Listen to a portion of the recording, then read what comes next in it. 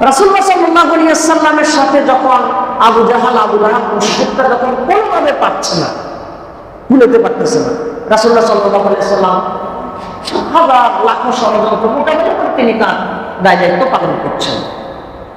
ষষ্ঠ হিজরিতে বনি মুস্তালিকের অভিযানের সময় রাসূলুল্লাহ সাল্লাল্লাহু আলাইহি ওয়াসাল্লাম তখন অন্য সাহাবীগণ তখন তো এক একটা সফর লম্বা হতো, 2 মাস 3 মাস 15 দিন 20 দিনের এরকম লম্বা সফর হতো। তো সফরে যাওয়ার সময় তারা নানান একসাথে অনেক দিনের জন্য প্রস্তুতি নিয়ে যেতেন। রাসূলুল্লাহ সাল্লাল্লাহু আলাইহি ওয়াসাল্লাম বনি মুস্তালিকের ইয়াতে যাওয়ার সময় আয়েশা রাদিয়াল্লাহু তাআলা আনহা তার স্ত্রী তাকে সাথে নিয়ে গেলেন রাসূলুল্লাহ সাল্লাল্লাহু আলাইহি ওয়াসাল্লাম। ষষ্ঠ হিজরি যুদ্ধ থেকে ফেরত আসার পথে এক জায়গায় তারা যাত্রা বিরতি করলেন। ওই যে সূরা নূরের মধ্যে আয়াতের ব্যাখ্যার মধ্যে ঘটনাটা আছে, আমি আয়াতটা ব্যাখ্যা করব। যাত্রা বিরতি করার পরে আরবের পালকির মতো একটা জিনিস যেটাকে বলা হাওদা, হাওদা। তো আয়েশা রাদিয়াল্লাহু তাআলা ওজন খুব হালকা ছিলেন, স্বাস্থ্য মানে বয়স কম, বয়স হলো তখন ওনার বয়স হবে কত বছর, 14 বছরের মতো হবে তখন, বয়স কম, ওজনও হালকা। আয়েশা রাদিয়াল্লাহু তাআলা নিজে এসে ওই হাওদার ভিতরে বসতেন, একজনের কাছে দায়িত্ব দেওয়া ছিল হাওদাটা উটের উপরে তুলে দেয়া। আয়েশা রাদিয়াল্লাহু তাআলা দূরে গেছেন প্রাকৃতিক কাজে, ওনার হাড় হারায় গেছে, হাড় খুঁজতে খুঁজতে ওইদিকে দেরি হয়ে গেছে, হাড় পাচ্ছেন না, গলা হাড়টা পাচ্ছেন না। এদিকে হাওদা পালকি যেটা এটা এখানে ছিল, যার হাতে পালকি তোলার দায়িত্ব ছিল উনি খালি পালকিটা উটের উপর উঠে দিছে। কারণ হলো ওই যে পালকির ওজন আর মানুষের ওজন ওরকম মাপ করতে পারে না, মনে করছে হালকা মানুষের ভিতরে মনে হয় আছে। তো আয়েশা রাদিয়াল্লাহু তাআলা কিছুক্ষণ পরে আসেন, আসার পরে দেখেন যে এখানে কেউই নাই, সবাই চলে গেছে একা। আয়েশা রাদিয়াল্লাহু তাআলা চাদর মুড়ি দিয়ে আল্লাহর উপর ভরসা করে মহাবিপদে পড়েছে, তিনি জমিনের মধ্যে শুয়ে আছেন। রাসূলুল্লাহ সাল্লাল্লাহু আলাইহি ওয়াসাল্লামের যুদ্ধের নীতি ছিল তিনি প্রত্যেক যুদ্ধ থেকে ফেরত আসার সময় পিছনে একজনকে দায়িত্ব দিতেন, যে পিছনে অন্য কোনো জটিলতা হয় কিনা। সর্বশেষে পিছনে দায়িত্ব ছিল সাফওয়ান ইবনে মুআত্তাল রাদিয়াল্লাহু তাআলা। তিনি আসছেন, আস্তে আস্তে হঠাৎ করে দেখেন যে জমিনের মধ্যে একজন মানুষ শোয়া।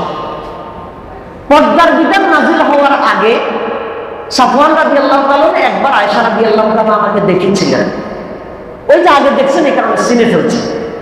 তিনি যখন দেখলেন যে আল্লাহর নবী মুহাম্মদ রাসূলুল্লাহ সাল্লাল্লাহু আলাইহি ওয়াসাল্লামের স্ত্রী আম্মা জান আমাদের উম্মুল মুমিনিন আয়েশা সিদ্দিকা রাদিয়াল্লাহু তাআলা তিনি যখন এইভাবে দেখলেন, তখন সাফওয়ান রাদিয়াল্লাহু তাআলা বললেন ইন্না লিল্লাহি ওয়া ইন্না ইলাইহি রাজিউন। এটা বিশাল বিপদের কথা, আমাদের মা আল্লাহর নবীর স্ত্রী এখানে বিপদে আছেন। সাফওয়ান রাদিয়াল্লাহু তাআলা আনহু তাকে উটের উপর উঠালেন, তিনি উটের মধ্যে বসে তার চাদরটাকে লম্বা করে দিলেন।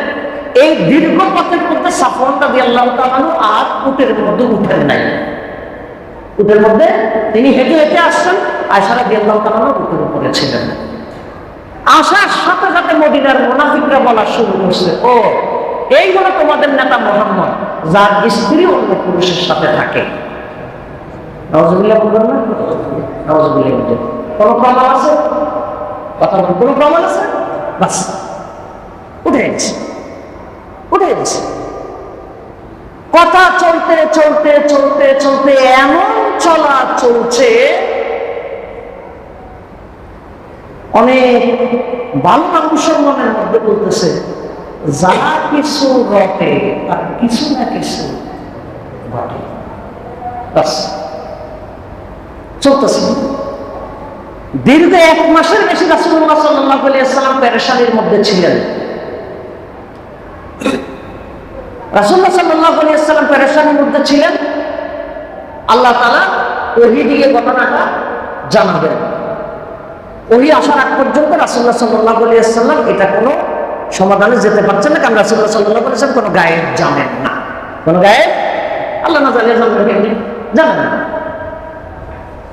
রাসূলুল্লাহ সাল্লাল্লাহু আলাইহি ওয়াসাল্লাম সমাজের মধ্যে, আমি বলি তখনকার যুগে মিডিয়া, অনলাইন, ফেসবুক, টেলিভিশন ছিল না, মাসা গেছে না হলে মুহূর্তের মধ্যে দেখেন কার কি অবস্থা।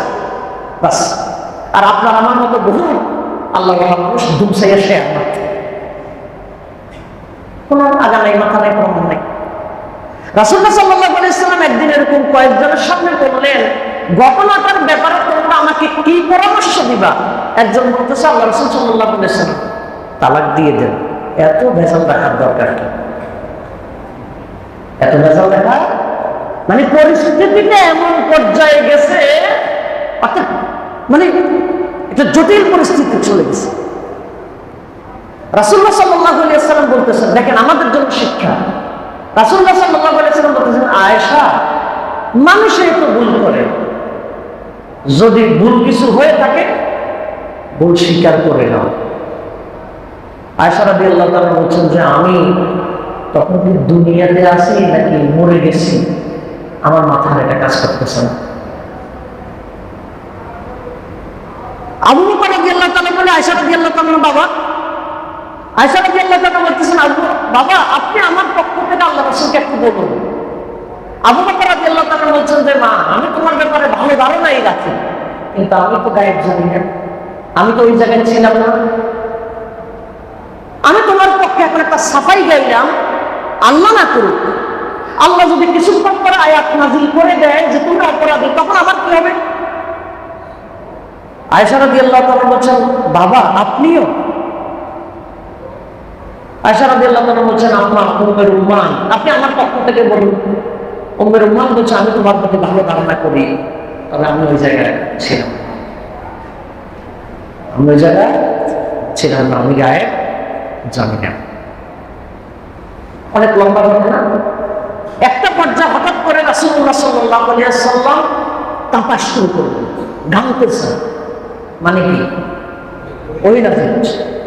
যখন রাসূলুল্লাহ সাল্লাল্লাহু আলাইহি ওয়াসাল্লামের দেহ মুবারক ঘামতেছে, ওহী নাযিল হচ্ছে, তখন আশেপাশের আবু বকর রাদিয়াল্লাহু তাআলা, উমর রুমান, তারপরে আরো অন্যান্য সাহাবীগণ যারা আছেন, তারা ভয়ে অস্থির, কি জানি আল্লাহ নাযিল করেন।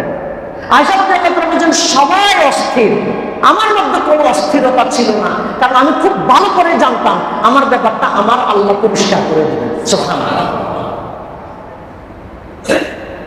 আল্লাহ আয়াত নাযিল করলেন, ইন্নাল্লাযীনা জাউ বিল ইফকি উসবাতুম মিনকুম। আল্লাহ বলেন, নবী এই যে একটা অপবাদের ঘটনা ঘটানো হলো, যারা ঘটাইছে তারা আপনারই আশেপাশের একটা অংশ, আপনার আশেপাশেরই একটা অংশ, দূরের কেউ না, পাশে আশেপাশের লোকেরাই।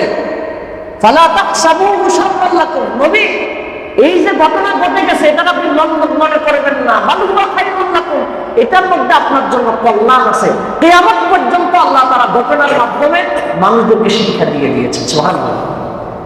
আর আপনি যাতা বলে ফেলবেন, আপনি কাউকে পবিত্র বলার দরকার নাই, আপনার মন চাইলে বলবেন না, কিন্তু অপরাধী বলার অধিকার দিল কি আপনার? আপনি কারোর ব্যাপারে কনফিডেন্স নাই, ঠিক আছে, ওকে, আমি তারে কত ভালো মনে করি না, হইতেও পারে, কিন্তু সে অপরাধীটা বলার অধিকার তাকে দিই। এই জাতীয় কথা আমাদের সমাজে আছে নাকি নেই? দুর্ভাগ্যজনকভাবে গতকাল সংসদে পর্যন্ত একজন আলেমের ব্যাপারে ভয়ঙ্কর একটা কথা ঠিক এইভাবে কথা সংসদের মধ্যে বলা হয়েছে। কথা বলার সাথে সাথে মাননীয় প্রধানমন্ত্রী ইঙ্গিত দিয়ে যে বলতে চাইছে তারা থামাইয়া দিছে। স্পিকার সাহেব পরবর্তীতে এই কথাটাকে বাতিল করে দিছে যে এ জাতীয় মানে এসব কথা আন্দাজে ধারণা করবার কোনো কথা এখানে বলা যাবে না। ঠিক আছে, এটার একটা সমাধান হলো, কিন্তু যে বলেছেন তার কি আল্লাহর ভয় নাই? থামাই দিছে, ঠিক আছে, যে বলেছে তার আল্লাহর ভয় নেই।